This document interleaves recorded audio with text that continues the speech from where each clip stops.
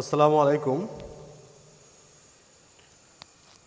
Class 8-এর ইতিহাসের ক্লাসে আজ তোমাদের শিল্প বাণিজ্য শুল্ক নীতির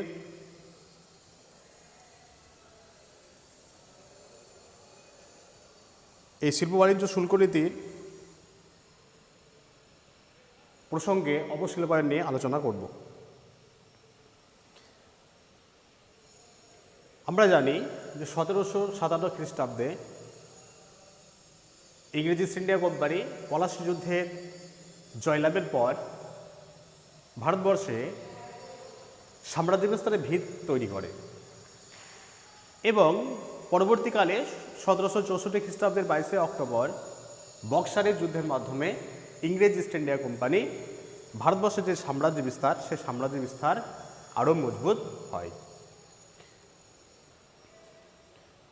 এবং এই বক্সারের যুদ্ধের ফলে ইংরেজ ইস্ট ইন্ডিয়া কোম্পানি একটা বাণিজ্যিক প্রতিষ্ঠান থেকে রাজনৈতিক প্রতিষ্ঠানে পরিণত হয় এবং তারা কি করে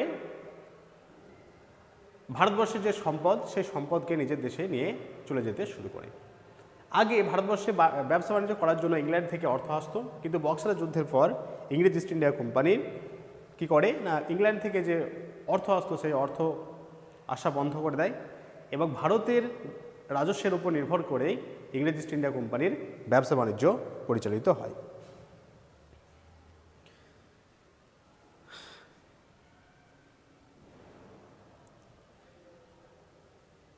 ব্রিটেনের সরকার ইংরেজ ইস্ট ইন্ডিয়া কোম্পানি ব্রিটেনের সরকারকে চাপ দিতে থাকে যাতে ভারতে যে সমস্ত পণ্য উৎপাদিত হয় সেগুলো যাতে ইংল্যান্ডের বাজারে বিক্রি না হয় এবং ভারত থেকে যে সমস্ত জিনিস ইংল্যান্ডে রপ্তানি করা হয় তার উপরে যাতে একটা চড়া শুল্ক পড়ে তারও ব্যবস্থা করা হয়। ফলে ভারতবর্ষ থেকে যে সমস্ত সম্পদ মূলত বস্ত্র শিল্প ইংল্যান্ডে যেত সেগুলো যাওয়া বন্ধ হয়ে যায় এবং অষ্টাদশ শতকের দ্বিতীয়ার্ধে ইংল্যান্ডে শিল্প বিপ্লব ঘটে এবং শিল্প বিপ্লবের ফলে শিল্প বিপ্লবজাত পণ্য সামগ্রীতে ভারতের বাজার ছেয়ে যায় এবং ভারতবর্ষ কী হয় না ভারতবর্ষ ইংল্যান্ডের একটা রপ্তানিকারক দেশে পরিণত হয়।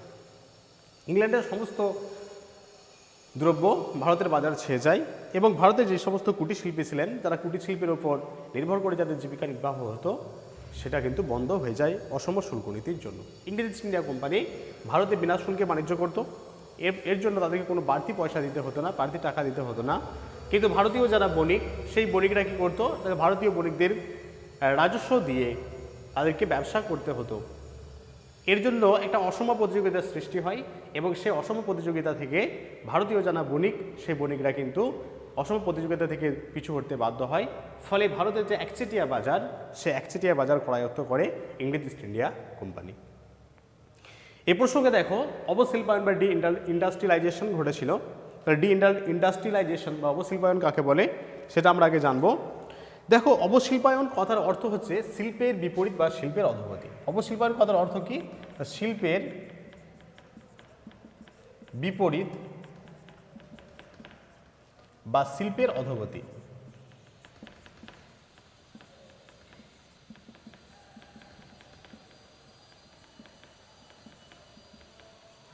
শিল্পের অধোগতি বা শিল্পের বিপরীত এটাকে বলা হয় অবশিল্পায়ন বা ইন্ডাস্ট্রিয়ালাইজেশন।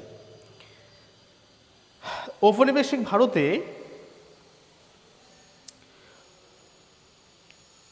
19 শতকে ভারতে প্রতিষ্ঠিত শিল্পগুলি ধীরে ধীরে ধ্বংসের সম্মুখীন হয়। তাহলে যে সমস্ত শিল্পগুলো ধ্বংস হয়েছিল তার মধ্যে অন্যতম ছিল কুটির শিল্প। আর এই অবশিল্পায়নের সংজ্ঞা দিতে গিয়ে অধ্যাপক সব্যসাচী ভট্টাচার্য বলেছেন, সব্যসাচী ভট্টাচার্য একটা সংজ্ঞা দিয়েছেন কি বলছে যে যখন দেশের বেশিরভাগ জনগণ দেশের অধিকাংশ যখন মানুষ শিল্পকর্ম ছেড়ে চাষবাসে যখন নিযুক্ত হয়ে পড়ে এবং শিল্পকর্মের থেকে চাষবাস থেকে কৃষিকাজ থেকে যখন বেশি আয় হয়, জাতীয় আয়টা চাষবাস থেকে বেশি আসে, তখন সেটাকে বলা হয় অবশিল্পায়ন বা ইন্ডাস্ট্রিয়ালাইজেশন। তাহলে শিল্পায়ন কাকে বলে না দেশের যখন বেশিরভাগ মানুষ কী করে না কৃষিকাজ ছেড়ে দিয়ে শিল্পকর্মে নিযুক্ত হয়ে পড়ে এবং দেশের যে জাতীয় আয় সেই জাতীয় আয় কৃষিকাজের থেকে শিল্পকর্ম থেকে বেশি আসে, তখন তখন সেটাকে বলা হয় শিল্পায়ন। কিন্তু এর বিপরীত যদি হয়, এর বিপরীত অবস্থা যদি হয়, তখন সেটাকে বলবো অবশিল্পায়ন।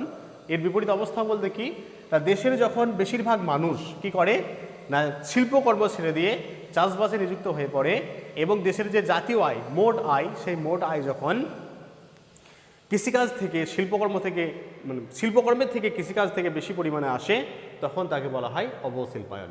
তাহলে পলাশী যুদ্ধের পরবর্তী সময়কালে ভারতবর্ষে অবশিল্পায়ন ঘটেছিল। ভারতবর্ষের যে শিল্প, সেই কুটির শিল্প ধ্বংস হয়ে পড়েছিল। এই পর্যায়কেই বলা হয় অবশিল্পায়ন। এ প্রসঙ্গে দাদাভাই নওরোজি, রমেশচন্দ্র দত্ত, মহাদেব গোবিন্দ রানাডে এই সমস্ত ঐতিহাসিক বা এই সমস্ত বিশেষজ্ঞরা তারা পলাশী যুদ্ধের পরবর্তীকালে ভারতের যে কুটির শিল্প ধ্বংস, সেই কুটির শিল্প ধ্বংসকে অবশিল্পায়ন বা ডি ইন্ডাস্ট্রিয়ালাইজেশন বলে অভিহিত করেছিলেন। এরপর আমরা জানব যে ভারতের যে অবশিল্পায়ন বা কুটির শিল্প ধ্বংস হলো, যেটাকে আমরা বলছি অবশিল্পায়ন বা ডি ইন্ডাস্ট্রিয়ালাইজেশন, সেই ডি ইন্ডাস্ট্রিয়ালাইজেশনের পিছনে কী কী কারণ ছিল সে সম্পর্কে জানব।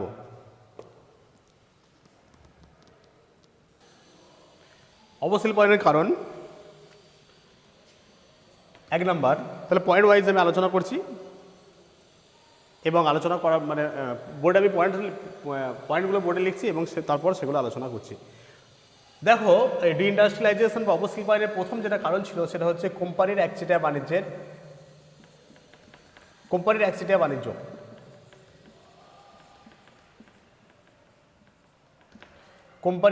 বাণিজ্য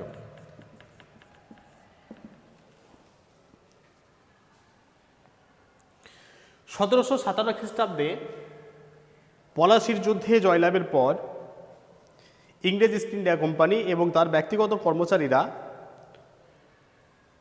দস্তক বা বাণিজ্যিক ছাড়পত্র পেয়েছিল। 1765 খ্রিস্টাব্দে দস্তক বা বাণিজ্যিক ছাড়পত্র পাচ্ছে। এই দস্তক বা বাণিজ্যিক ছাড়পত্র, যেটাকে দেওয়ানি বলা হচ্ছে, সে দেওয়ানি লাভের ফলে বা যেটাকে দস্তক বা বাণিজ্যিক ছাড়পত্র আমরা বলছি, সেই দস্তকের ফলে দস্তকের ব্যবহার শুধুমাত্র দেওয়া হয়েছিল ইংরেজ ইস্ট ইন্ডিয়া কোম্পানিকে, কিন্তু পরবর্তীকালে ইংরেজ ইস্ট ইন্ডিয়া কোম্পানি যারা ব্যক্তিগত কর্মচারী, সেই ব্যক্তিগত কর্মচারীরাও এই দস্তকের অপব্যবহার করতে শুরু করে। তাহলে ইংরেজ ইস্ট ইন্ডিয়া কোম্পানি যারা ব্যক্তিগত কর্মচারী, তারা দস্তকের অপব্যবহার করতে শুরু করেছিল। এর ফলে যারা দেশীয় বণিক, ভারতীয় যারা বণিক, তারা একটা অসম প্রতিযোগিতার মধ্যে পড়েছিল এবং সেই অসম প্রতিযোগিতার ফলে যারা বণিক দেশীয় বণিক যারা, তারা ভীষণভাবে ক্ষতিগ্রস্ত হয় এবং কাঁচামালগুলো তারা কি করে না, দেশীয় বণিকরা কাঁচামাল চড়া দামে কিনতে বাধ্য হয়। দেশীয় মাল তারা চড়া দামে কিনছে, কিন্তু যখন তারা একটা বস্ত্র উৎপাদন করছে যখন তারা, তখন সেই বস্ত্রটা কিন্তু কম দামে বিক্রি করতে তারা বাধ্য হচ্ছে। কেন কম দামে বিক্রি করতে বাধ্য হচ্ছে না, এই সময় ইংল্যান্ডে শিল্প বিপ্লব ঘটেছিল। ইংল্যান্ডের শিল্পজাত পণ্য সামগ্রীর সমস্ত ভারতের বাজারকে ছেয়ে ফেলেছিল এবং ইংল্যান্ডের যে সমস্ত পণ্যগুলো তৈরি হতো সেগুলো ছিল মজবুত, টেকসই এবং শৌখিন। সে তুলনায় ভারতের তাঁতিরা যে সমস্ত জিনিসগুলো তৈরি করতো সেগুলো অতটা মজবুত, টেকসই বা শৌখিন ছিল না। তাই ভারতবাসীরাও কিন্তু ইংল্যান্ডের শিল্পজাত পণ্য সামগ্রীর দিকে ঝুঁকেছিল এবং যারা দেশীয় বণিক, তাদের যে বংশ পরম্পরায় যে ব্যবসা বা বংশ পরম্পরায় তারা যে সমস্ত জিনিসগুলো উৎপাদন করতো সেইগুলো থেকে তারা দূরে সরে যায় এবং আস্তে আস্তে তাদের সেগুলো বন্ধ হয়ে যায়, তাদের কাজকর্ম বন্ধ হয়ে যায় এবং ভারতের যে কুটির শিল্প, সেই কুটির শিল্প ধ্বংস হয়ে যায়। 2 নম্বর, তুলোর দাম বৃদ্ধি। তাহলে এটাও এই কোম্পানি একচেটিয়া বাণিজ্য, এটাও কিন্তু একটা ডিইন্ডাস্ট্রিয়ালাইজেশন বা অবশিল্পায়নের একটা কারণ। 2 নম্বর, তুলোর দাম বৃদ্ধি।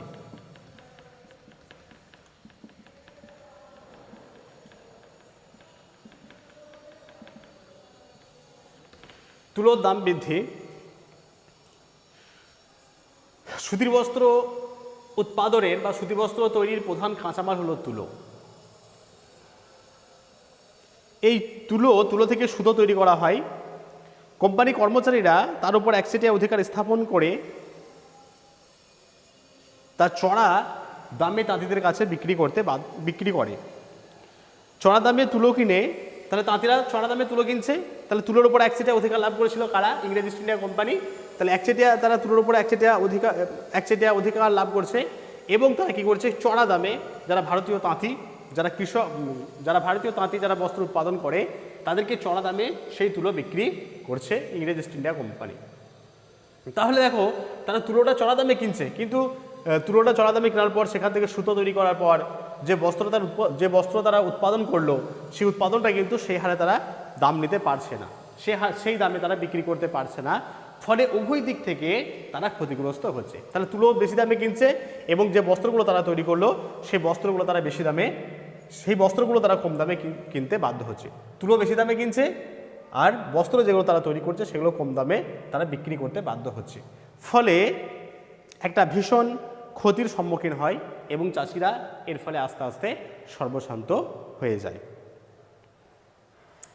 3 নম্বর হচ্ছে 1813 খ্রিস্টাব্দের সনদ আইন। 1813 খ্রিস্টাব্দের চার্টার অ্যাক্ট বা সনদ আইন।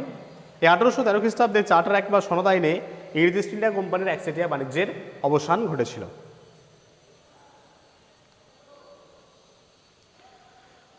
ফলে ইউরোপীয় অন্যান্য বণিকদের অবাধ প্রবেশ ঘটে ভারতবর্ষে। তাহলে 1813 খ্রিস্টাব্দে ইংরেজ ইস্ট ইন্ডিয়া কোম্পানির একচেটিয়া বাণিজ্যের অবসান ঘটে। ইংরেজ ইস্ট ইন্ডিয়া কোম্পানির একচেটিয়া বাণিজ্যের অবসান ঘটেছিল, এই কারণে অন্যান্য যারা ইউরোপীয় বণিক তাদের একটা অবাধ প্রবেশ ঘটে ভারতবর্ষে। ফলে অবাধ প্রবেশ ঘটার ফলে অন্যান্য ইউরোপীয় উৎপন্ন অনেক উন্নত মানের সস্তা দামের পণ্য ভারতের বাজারে ভরে যায়। বিদেশি পণ্যের সাথে ভারতের যে পণ্য সেগুলো একটা অসম প্রতিযোগিতা ঘটে এবং সে অসম প্রতিযোগিতায় ভারতের যারা তাঁতি বা ভারতের যারা বণিক তারা সে অসম প্রতিযোগিতায় তাদের সঙ্গে প্রতিযোগিতা থেকে অনেক দূরে ছিটকে যায়। প্রতিযোগিতার সঙ্গে তাদের যে প্রতিযোগিতা সেই প্রতিযোগিতা থেকে ভারতীয় বণিকরা দূরে সরে যায়, ফলে দেশীয় যে বস্ত্রশিল্প সে বস্ত্রশিল্পের অবক্ষয় ঘটে।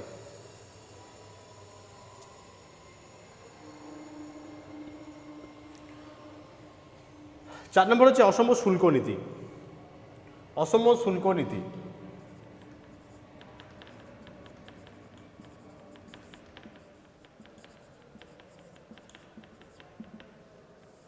এই অসম শুল্ক নীতি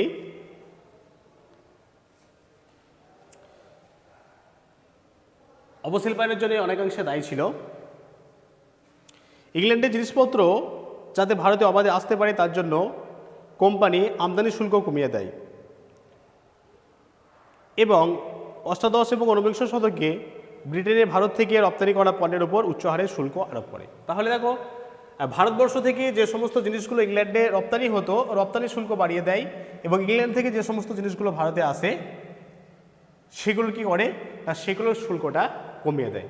ফলে এই অসম শুল্ক নীতির ফলে তাহলে ভারতবর্ষের পণ্য সামগ্রী ইংল্যান্ডে পাঠালে সেখানে প্রচুর পরিমাণে বেশি শুল্ক দিতে হয়, আর ইংল্যান্ডের পণ্য সামগ্রী যখন ভারতের বাজারে আসে তখন শুল্ক দিতে হয় কম। এই অসম শুল্ক নীতির ফলে ভারতের কুটির শিল্প ধ্বংসপ্রাপ্ত হয়। আর 5 নম্বর হচ্ছে শিল্প বিপ্লবের প্রভাব।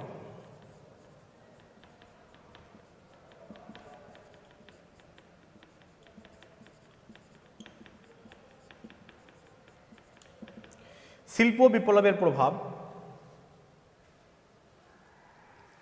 অষ্টাদশ শতকের দ্বিতীয়ার্ধে ইংল্যান্ডের শিল্প বিপ্লব ঘটে। তাহলে শিল্প বিপ্লবের ফলে কি হয়, খুব অল্প সময়ে এবং অতি দ্রুত, খুব অল্প সময়ে এবং খুব অল্প সময়ে বেশি পরিমাণে সেখানে বস্ত্র উৎপাদন হতে শুরু করে এবং যে বস্ত্রগুলো ইংল্যান্ডের শিল্প কারখানায় উৎপন্ন শুরু হয়েছিল সেগুলো ছিল খুব মজবুত, টেকসই এবং শৌখিন। মজবুত, টেকসই এবং শৌখিন। এবং এই ইংল্যান্ডের শিল্পজাত পণ্য সামগ্রীতে ভারতের বাজার খুব অল্প সময়ের মধ্যে ছেয়ে যায় এবং ভারতীয়রাও কিন্তু সেই মজবুত, টেকসই এবং শৌখিন জিনিসকে গ্রহণ করে। ফলে ভারতীয় যারা তাঁতি ছিল তাদের যে সমস্ত পণ্য সামগ্রী বা বস্ত্র সেগুলো ভারতীয়রা নিতে অস্বীকার করে।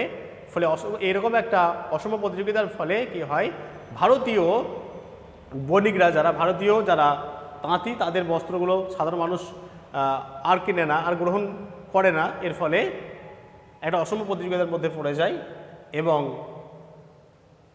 ভারতের যে কুটির শিল্প সেই কুটির শিল্প ধ্বংসপ্রাপ্ত হয়।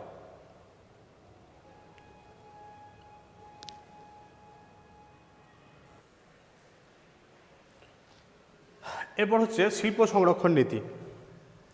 শিল্প সংরক্ষণ নীতি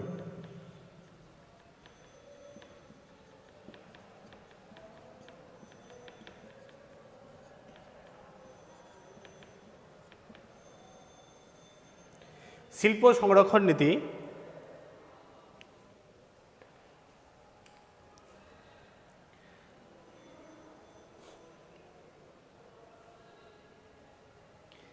ভারতের বস্ত্রশিল্পের যে জনপ্রিয়তা, সেই জনপ্রিয়তার ফলে ইংল্যান্ড সহ ইউরোপের অন্যান্য দেশে ভারতীয় বস্ত্রশিল্পের একটা রমরমা দেখা যায়। অর্থাৎ ভারতীয় শিল্পের একটা বিশাল চাহিদা ছিল ইংল্যান্ড সহ ইউরোপের বিভিন্ন দেশে। এর ফলে সেখানে যে সমস্ত কলকারখানাগুলো ছিল সেই কলকারখানা উৎপাদনটা ব্যাহত হয়, উৎপাদন অনেক কমে যায় এবং সেখানে কি হয়, কর্মী ছাঁটাই হতে শুরু করে। এটাকে শাসকবর্গ বা শাসক গোষ্ঠী যারা, তারা ভালো চোখে দেখেনি এবং তারা কি করেছিল না, তারা বিভিন্ন রকমের আইন জারি করে ইংল্যান্ডে যাতে ভারতের বস্ত্র প্রবেশ করতে না পারে তার জন্য তারা বিভিন্ন রকমের শিল্প সংরক্ষণ আইন চালু করেছিল এবং সেই শিল্প সংরক্ষণ নীতির ফলে ভারতীয় বস্ত্রশিল্প ইংল্যান্ডে বা ইউরোপে আর প্রবেশ করতে পারেনি। ফলে ভারতীয় কুটির শিল্প ধ্বংসপ্রাপ্ত হয়, যেটাকে বলা হয় অবশিল্পায়ন বা ডিইন্ডাস্ট্রিয়ালাইজেশন। তাহলে এইগুলো হলো কারণ, অবশিল্পায়নের কারণ। কোম্পানি একচেটিয়া বাণিজ্য, তুলোর দাম বৃদ্ধি, 1813 খ্রিস্টাব্দের সনদ আইন, অসম শুল্ক নীতি, শিল্প বিপ্লবের প্রভাব এবং শিল্প সংরক্ষণ নীতি। তাহলে এই সমস্ত নীতির কারণে, এই সমস্ত কারণের জন্য অষ্টাদশ শতকের দ্বিতীয়ার্ধে অবশিল্পায়ন বা ডিইন্ডাস্ট্রিয়ালাইজেশন ঘটেছিল। এরপর আমরা দেখব অবশিল্পায়ন বা ডিইন্ডাস্ট্রিয়ালাইজেশনের কী কী ফলাফল ছিল, কী কী ফলাফল হয়েছিল অবশিল্পায়নের। ফলাফল, অবশিল্পায়নের ফলাফল ছিল সুদূরপ্রসারী। এই অবশিল্পায়নের যে সমস্ত ফলাফলগুলো আমরা লক্ষ্য করি তার মধ্যে প্রধান যেটা, সেটা হচ্ছে বেকারত্ব।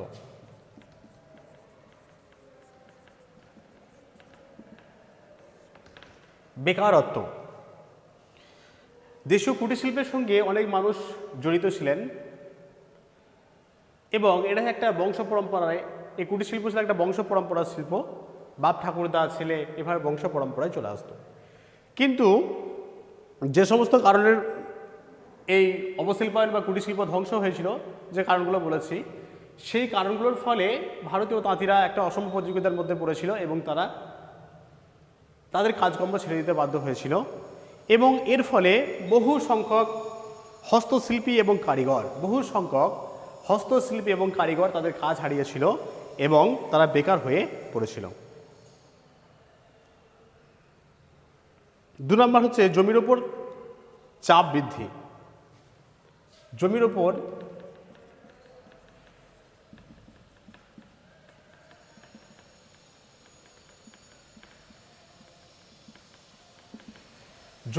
চাপ বৃদ্ধি। তাহলে যে সমস্ত শিল্পীরা বেকার হয়ে পড়ল, যারা এতদিন পর্যন্ত বস্ত্রশিল্পের সঙ্গে যুক্ত ছিল, যারা বেকার হয়ে পড়ল, তারা সে বেকাররা কী করলো, বেকার শিল্পী এবং কারিগররা কোনো কর্মসংস্থানের সুযোগ না পেয়ে তারা জমির ওপর বেকার শিল্পী এবং কারিগররা কোনো কর্মসংস্থানের সুযোগ না পেয়ে তারা কৃষিকাজে নিযুক্ত হয়ে পড়ল। এইভাবে তারা কৃষিকাজের ওপর নিযুক্ত হয়ে পড়ে, ফলে কি হয়, কৃষিকাজে যেহেতু বেশিরভাগ মানুষ নিযুক্ত হয়ে পড়ছে, এর ফলে জমির ওপর একটা চাপ বৃদ্ধি পায়। ফলে দেশে কৃষিজীবী এবং ভূমিহীন কৃষকের সংখ্যা বৃদ্ধি পায়। আগে ধরো 2 ভাই ছিল, 2 ভাই, একজন ব্যবসা বাণিজ্য করতো, কুটির শিল্পের সঙ্গে যুক্ত ছিল, এক ভাই চাষের সঙ্গে যুক্ত ছিল। তাহলে যে ভাই, উদাহরণ হিসেবে এটা আমরা বলছি, যে ভাই কুটির শিল্পের সঙ্গে যুক্ত ছিল, তার যখন এই কুটির শিল্পটা ধ্বংস হয়ে গেল, মানে কুটির শিল্প থেকে তার কোনো আয় হলো না, সে বেকার হয়ে পড়লো, তখন কি করছে না, 2 ভাই কিন্তু চাষের জমির ওপর নির্ভরশীল হয়ে পড়লো। তাহলে চাষের জমির ওপর নির্ভরশীল হয়ে পড়লে কি হবে, জমির ওপর একটা চাপ বৃদ্ধি পায়। এই জমির ওপর চাপ বৃদ্ধির ফলে কি হয়েছিল না, কৃষিজীবী এবং ভূমিহীন কৃষকের সংখ্যা অনেকটাই বৃদ্ধি পেয়েছিল এবং বেশিরভাগ মানুষ এই কৃষিকাজের উপরে নির্ভরশীল হয়ে পড়েছিল। এরপর আছে কাঁচামাল রপ্তানিকারক দেশ। কাঁচামাল রপ্তানিকারক দেশ, কাঁচামাল রপ্তানিকারক দেশে পরিণত। এই কুটির শিল্পের ধ্বংসের ফলে ভারতবর্ষ কাঁচামাল রপ্তানিকারক দেশে পরিণত হয়েছিল এবং ভারতবর্ষের যে কাঁচামাল, সেই কাঁচামাল ইংল্যান্ডের যারা বণিক তারা কি করেছিল, খুব কম দামে ভারতের কাঁচামাল সংগ্রহ করে সেগুলো ইংল্যান্ডে পাঠিয়েছিল এবং ইংল্যান্ড থেকে পণ্য সামগ্রী, ইংল্যান্ডে উৎপন্ন পণ্য সামগ্রী, ইংল্যান্ডের শিল্পজাত পণ্য সামগ্রী বাজার ভারত বা ইংল্যান্ডের শিল্পজাত যে পণ্য সামগ্রী, সেই পণ্য সামগ্রীতে ভারতের বাজার ছেয়ে গিয়েছিল। তাহলে একদিকে দেখো, একদিকে ইংরেজরা কী করছে, ভারতবর্ষের কাঁচামাল খুব কম দামে সংগ্রহ করছে এবং সেগুলো ইংল্যান্ডে নিয়ে গিয়ে সেগুলো শিল্প বিপ্লবের ফলে যে কলকারখানা তৈরি হয়েছিল, সেই কলকারখানাতে সে সমস্ত দ্রব্যগুলো তৈরি করে আবার সেগুলো তারা কি করছে, ভারতের বাজারে বেশি দামে বিক্রি করছে। ফলে উভয় দিক থেকে ইংরেজ ইস্ট ইন্ডিয়া কোম্পানি লাভবান হচ্ছে। একদিকে কাঁচামাল কম দামে কিনছে, অন্যদিকে শিল্পজাত পণ্য সামগ্রী তারা বেশি দামে বিক্রি করতে বাধ্য হচ্ছে ভারতের বাজারে। এইভাবে ভারতবর্ষ একটা রপ্তানিকারক দেশে পরিণত হয়েছিল এবং ইংল্যান্ডের চোখে ভারতবর্ষ ছিল একটা রত্ন। রত্ন যেরকম মূল্যবান, সেরকম ইংল্যান্ডের কাছে ভারতবর্ষ ছিল একটা রত্নের মতো। এর ফলে ভারত একটি শিল্পপ্রধান দেশ থেকে কৃষিপ্রধান দেশে পরিণত হয়। তাহলে শিল্পপ্রধান দেশ ছিল ভারতবর্ষ, সেই শিল্পপ্রধান দেশ থেকে কৃষিপ্রধান দেশে পরিণত হয় ভারতবর্ষ এবং ভারতবর্ষ বেকারত্ব বহুগুণ বৃদ্ধি পায়।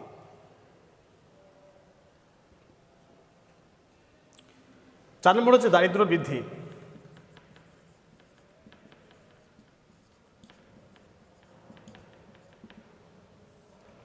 এই কুটির শিল্প ধ্বংসের ফলে দেশের অর্থনীতি বিপর্যস্ত হয়ে পড়ে এবং ভারত একটি দরিদ্র দেশে পরিণত হয়।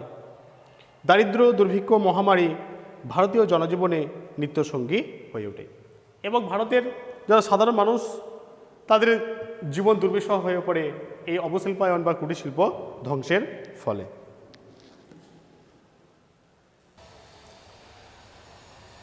ভারতবর্ষ ব্রিটিশ সাম্রাজ্যের রত্ন। ভারতবর্ষ কেন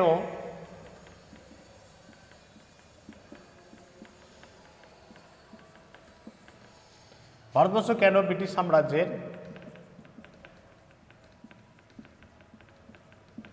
রত্ন?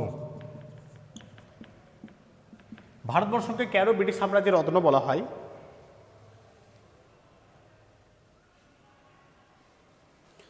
দেখো, ভারতবর্ষ ব্রিটিশ সাম্রাজ্যের রত্ন বেশ কিছু কারণের জন্য। প্রথমত হচ্ছে যে ইংল্যান্ডে যে শিল্প বিপ্লব ঘটেছিল, সেই শিল্প বিপ্লবের যে কাঁচামাল এবং ক্যাপিটাল বা মূলধন, শিল্প বিপ্লবের যে কাঁচামাল দরকার এবং মূলধন দরকার, সেই কাঁচামাল এবং মূলধন এই দুই কিন্তু ভারতবর্ষ থেকে ইংল্যান্ডে গিয়েছিল।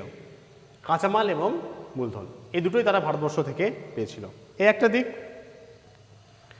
আর দু নম্বর হচ্ছে যে ভারতে ব্রিটিশ পণ্যের যে বাজার, ভারতের কলকারখানায়, ইংল্যান্ডের কলকারখানায় যে শিল্পজাত পণ্য সামগ্রী, সেই শিল্পজাত পণ্য সামগ্রীর একটা উন্মুক্ত বাজার তারা পেয়েছিল ভারতবর্ষে এবং সেই পণ্যগুলো খুব সহজেই ভারতবর্ষে বাজার ছেয়ে ফেলেছিল এবং ভারতীয়রা সেই শৌখিন, মজবুত এবং টেকসই দ্রব্য সামগ্রী সাদরে তারা গ্রহণ করেছিল। 1914 খ্রিস্টাব্দে ব্রিটেনের ল্যাঙ্কাশায়ারে তৈরি সুতি কাপড়ের 85% কাপড় বিক্রি হতো ভারতবর্ষে। তাহলে ইংল্যান্ডে যে ল্যাঙ্কাশায়ার, ব্রিটেনে যে ল্যাঙ্কাশায়ার, সেই ল্যাঙ্কাশায়ারে তৈরি কাপড়ের 85% বিক্রি হতো ভারতবর্ষে। অর্থাৎ ভারতবর্ষে দেখো একটা বিশাল তারা বাজার পেয়েছিল। ভারতের রেলগাড়ি এবং রেলপথ নির্মাণের জন্য প্রয়োজনীয় 17% লোহা এবং ইস্পাত আসতো ব্রিটেন থেকে। এই সমস্ত কারণের জন্য ভারতবর্ষকে তারা রত্ন বলে মনে করত। রত্ন যেরকম মূল্যবান, সেরকম ব্রিটিশদের চোখে ভারতবর্ষ ছিল মূল্যবান রত্নের মতো।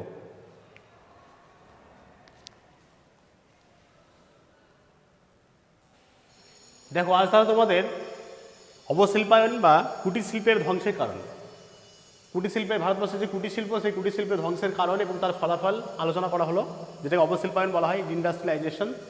এবং একটা 2 নম্বর প্রশ্ন তোমাদের আসে যে ভারতবর্ষ কেন ব্রিটিশ সাম্রাজ্যের রত্ন, বা ব্রিটিশদের চোখে ভারতবর্ষ কেন রত্ন।